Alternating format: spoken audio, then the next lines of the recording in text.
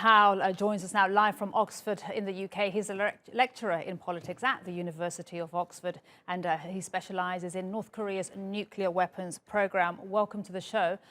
10 years on from the start of Kim Jong-un's rule, what state is the country in and how does he rule it?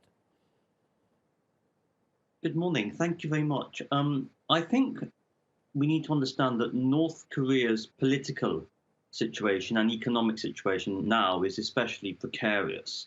The economy at the moment is in dire straits, and we need to remember that for Kim Jong-un, even despite sanctions and even despite the border closure in January last year owing to the COVID-19 pandemic, and this was a measure that Kim Jong-un took himself, we need to remember that ultimately, Kim Jong-un wants North Korea to be a nuclear power. So he has continued his nuclear ambitions, even throughout the constraints of the measures taken in light of the COVID pandemic.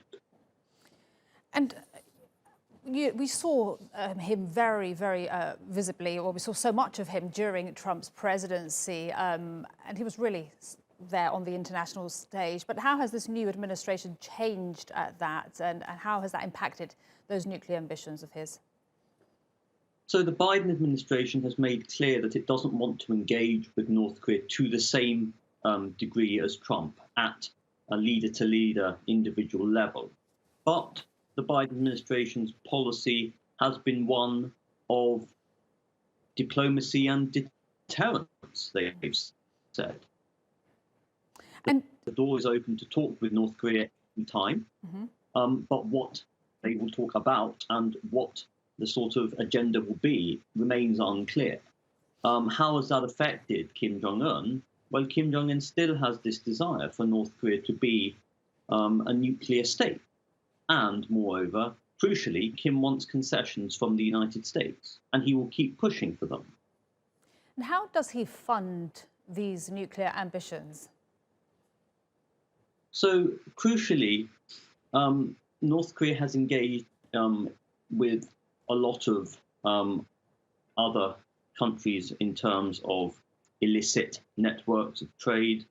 But also, what must be borne in mind is that nuclear weapons are far from cheap.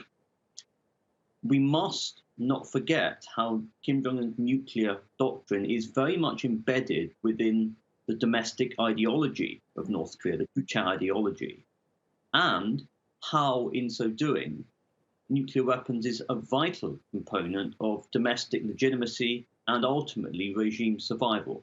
Of course, there is a huge international component, deterrence, international status, but we really must not forget the domestic value of nuclear weapons for Kim Jong-un and for the North Korean ruling regime.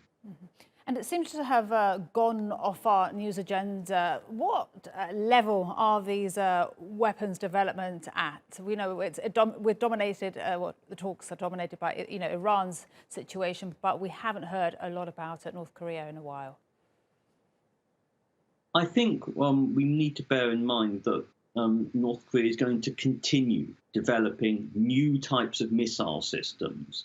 Not just new missiles, increasingly sophisticated individual missiles, but also diverse systems. We saw the test of a hypersonic missile earlier this year, as well as a missile launched from a moving train as well. And so what we are going to see is North Korea continue to enhance the sophistication and the range of its missile and nuclear capabilities, even if we have not seen a nuclear test itself since 2017.